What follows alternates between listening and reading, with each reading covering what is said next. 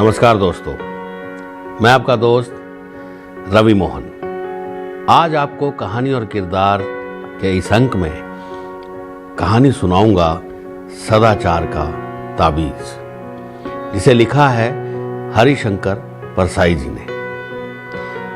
हरिशंकर परसाई जी की जो लेखनी है, जो कहानियों का आचरण है, वो बिल्कुल समसामयिक है और व्यंग्यात्मक शैली में लिखा हुआ है। अब तक आपने लगभग हरिशंकर परसाई जी की 6-7 कहानियों को सुन लिया है, या आपने अपने जीवन काल में उनकी कहानियों के बारे में सुना होगा। तो आइए शुरू करते हैं कहानी सदाचार का ताबीज।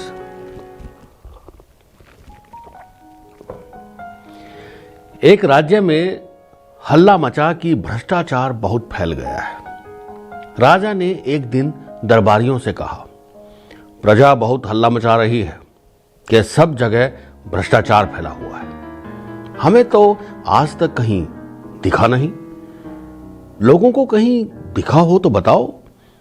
दरबारियों ने कहा, जब हुजूर को नहीं दिखा तो हमें कैसे दिख सकता है। राजा ने कहा, नहीं, ऐसा नहीं है। कभी कभी जो मुझे नहीं दिखता वो तुम्हें तो दिखता होगा। जैसे मुझे बुरे सपने नहीं दिखते, पर तुम्हें तो दिखते होंगे। दरबारियों ने कहा, जी दिखते हैं, पर वो सपनों की बात है। राजा ने कहा, फिर भी तुम लोग सारे राज्य में ढूंढ कर देखो कि कहीं भ्रष्टाचार तो नहीं है।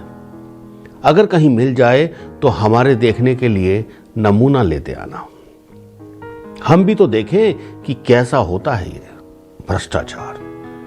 एक दरबारी ने कहा, हुजूर वो हमें नहीं दिखेगा। सुना है वो बहुत बारीक होता है। हमारी आंखें आपकी विराटता देखने की इतनी आदी हो गई हैं कि हमें बारीक चीज दिखाई नहीं देती। हमें भ्रष्टाचार दिखा तो भी उसमें हमें आपकी ही छवि दिखेगी, क्योंकि हमारी आंखों में तो आपकी ही सूरत बसी है। पर अपने राज्य में एक जाति रहती है जिसे विशेषज्ञ कहते हैं। इस जाति के पास कुछ ऐसा अंजन होता है कि उसे आंखों में आंज कर वे बारीक चीज को भी देख लेते हैं। मेरा निवेदन है कि इन विशेषज्ञों को ही हुजूर भ्रष्टाचार ढूंढने का काम सौंपे। राजा ने विशेषज्ञ जाति के 5 आदमी बुलाए और कहा, सुना है हमारे राज्य में भ्रष्टाचार है, पर वो कहाँ है ये पता नहीं चलता। तुम लोग उसका पता लगाओ। अगर मिल जाए तो पकड़कर हमारे पास ले आना। अगर बहुत हो तो नमूने के लिए थोड़ा सा ले आना। विशेषज्ञों ने उसी दिन से छानबीन शुरू कर दी। 2 महीने बाद वे फिर से दरबार में हाजिर हुए। राजा ने पूछा, विशेषज्ञों, तुम्हारी जांच पूरी हो गई? जी सरकार। क्या तुम्हें भ्रष्टाचार मिला? जी, बहुत सा मिला। राजा ने हाथ बढ़ाया, लाओ मुझे दिखाओ, देखूं तो कैसा होता है। विशेषज्ञों ने कहा, हुजूर वो हाथ की पकड़ में नहीं आता। वो स्थूल नहीं, सूक्ष्म है, अगोचर है, पर वो सर्वत्र व्याप्त है। उसे देखा नहीं जा सकता, अनुभव किया जा सकता है। राजा सोच में पड़ गए। बोले, विशेषज्ञों, तुम कहते हो कि वो सूक्ष्म है, अगोचर है और सर्वव्यापी है। ये गुण तो ईश्वर के हैं, तो क्या भ्रष्टाचार ईश्वर है? विशेषज्ञों ने कहा, हाँ महाराज, अब भ्रष्टाचार ईश्वर हो गया है। एक दरबारी ने पूछा, पर वो है कहां, कैसे अनुभव होता है? विशेषज्ञों ने जवाब दिया, वो सर्वत्र है। वो इस भवन में है, वो महाराज के सिंहासन में है। सिंहासन में है कहकर राजा साहब उछलकर दूर खड़े हो गए। विशेषज्ञों ने कहा, हाँ सरकार, सिंहासन में है। पिछले माह इस सिंहासन पर रंग करने के जिस बिल का भुगतान किया गया है, वो बिल झूठा है। वो वास्तव से दुगने दाम का है। आधा पैसा बीच वाले खा गए। आपके पूरे शासन में भ्रष्टाचार है और वो मुख्यतः घूस के रूप में है। विशेषज्ञों की बात सुनकर राजा चिंतित हुए और दरबारियों के कान खड़े हुए। राजा ने कहा, यह तो बड़ी चिंता की बात है। हम भ्रष्टाचार को बिल्कुल मिटाना चाहते हैं। विशेषज्ञों, तुम बता सकते हो कि वो कैसे मिट सकता है? विशेषज्ञों ने कहा, हाँ महाराज, हमने उसकी भी योजना तैयार की है। भ्रष्टाचार मिटाने के लिए महाराज को व्यवस्था में कुछ परिवर्तन करने होंगे। एक, भ्रष्टाचार के मौके मिटाने होंगे। जैसे ठेका है तो ठेकेदार है, और ठेकेदार हैं तो अधिकारियों को घूस है। ठेका मिट जाए तो उसकी घूस मिट जाए। इसी तरह और भी बहुत सी चीजें हैं। किन कारणों से आदमी घूस लेता है, यह भी विचारणीय है। राजा ने कहा, अच्छा, तुम अपनी पूरी योजना रख जाओ, हम और हमारा दरबार इस पर विचार करेंगे। विशेषज्ञ चले गए। राजा और दरबारियों ने भ्रष्टाचार मिटाने की योजना को पढ़ा, उस पर विचार किया। विचार करते करते दिन बीतने लगे और राजा का स्वास्थ्य बिगड़ने लगा। एक दिन एक दरबारी ने कहा, महाराज, चिंता के कारण आपका स्वास्थ्य बिगड़ता जा रहा है। उन विशेषज्ञों ने आपको झंझट में डाल दिया है। राजा ने कहा, हाँ, मुझे रात को नींद नहीं आती। दूसरा दरबारी बोला, ऐसी रिपोर्ट को आग के हवाले कर देना चाहिए जिससे महाराज की नींद में खलल पड़े। राजा ने कहा, पर करें क्या? तुम लोगों ने भी भ्रष्टाचार मिटाने की योजना का अध्ययन किया है। तुम्हारा क्या मत है? क्या उसे काम में लाना चाहिए? दरबारियों ने कहा, महाराज, ये योजना क्या है? एक मुसीबत है। उसके अनुसार इतने उलटफेर करने पड़ेंगे, कितनी परेशानी होगी। सारी व्यवस्था उलट पलट जाएगी। जो चला आ रहा है उसे बदलने से नई नई कठिनाइयां पैदा हो सकती हैं। हमें तो कोई ऐसी तरकीब चाहिए जिससे बिना कुछ उलटफेर किए भ्रष्टाचार मिट जाए। राजा साहब बोले, मैं भी यही चाहता हूं, पर ये हो कैसे? हमारे पर पितामह को तो जादू आता था, हमें वो भी नहीं आता। तुम लोग ही कोई उपाय खोजो। एक दिन दरबारियों ने राजा के सामने एक साधु को पेश किया और कहा, महाराज, एक कंदरा में तपस्या करते हुए इन महान साधक को हम ले आए हैं। इन्होंने सदाचार का ताबीज बनाया है।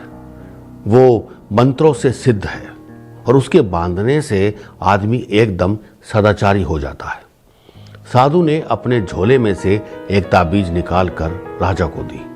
राजा ने उसे देखा, बोले, हे साधु, इस ताबीज के विषय में मुझे विस्तार से बताओ।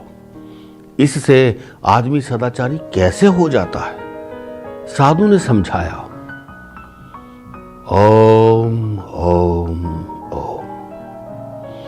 महाराज, भ्रष्टाचार और सदाचार मनुष्य की आत्मा में होता है, बाहर से नहीं आता। विधाता जब मनुष्य को बनाता है तब किसी आत्मा में ईमान का पुर्जा फिट कर देता है और किसी की आत्मा में बेईमानी का पुर्जा। इस पुर्जे में से ईमान या बेईमानी के स्वर निकलते हैं, जिन्हें आत्मा की पुकार कहते हैं। आत्मा की पुकार के अनुसार ही आदमी काम करता है। प्रश्न यह है कि जिनकी आत्मा से बेईमानी के स्वर निकलते हैं, उन्हें दबाकर ईमान के स्वर कैसे निकाले जाएं?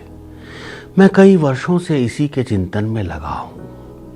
अभी मैंने ये सदाचार का ताबीज बनाया है। जिस आदमी की भुजा पर यह बंधा होगा वो सदाचारी हो जाएगा। मैंने कुत्ते पर भी इसका प्रयोग किया है।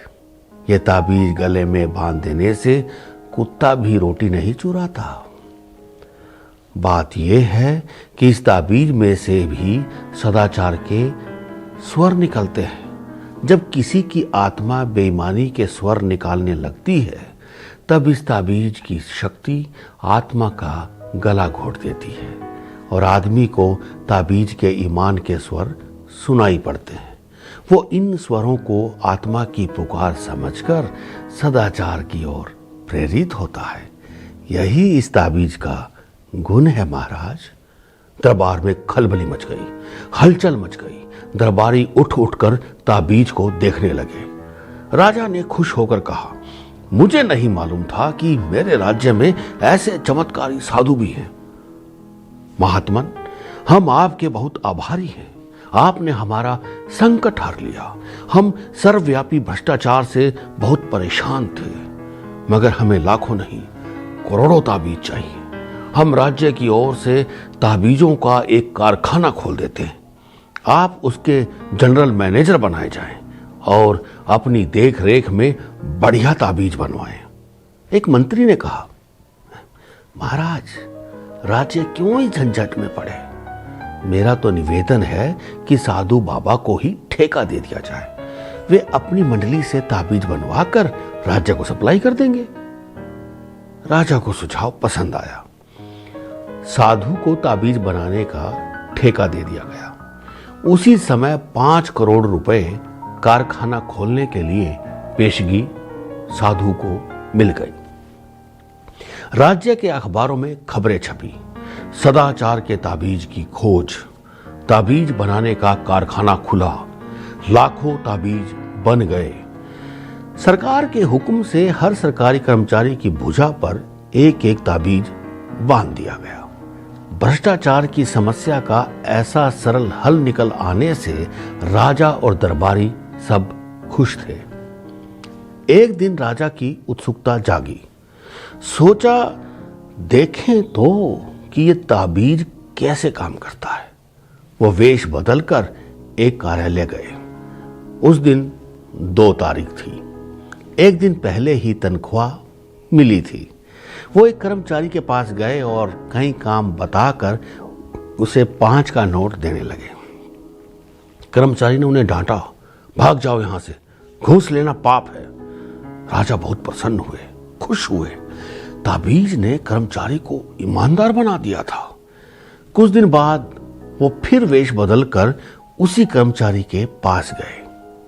उस दिन 31 तारीख थी, महीने का आखिरी दिन।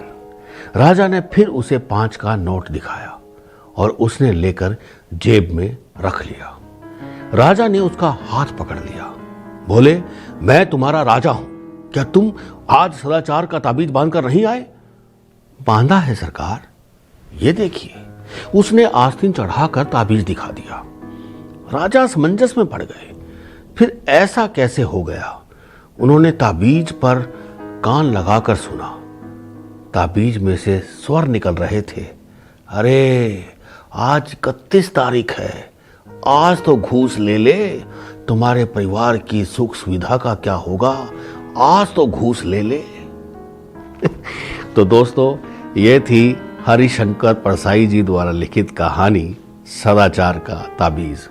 मैं अपनी पूरी टीम की तरफ से हरिशंकर परसाई जी का बहुत बहुत धन्यवाद करता हूं और आपसे गुजारिश करता हूं कि आप इस कहानी के लिए या अन्य कहानियों के लिए जो भी सुझाव आपके मन में आते हैं उसे कमेंट बॉक्स में ज़रूर लिखें और हमारे चैनल रासकला मंच को सब्सक्राइब ज़रूर करें।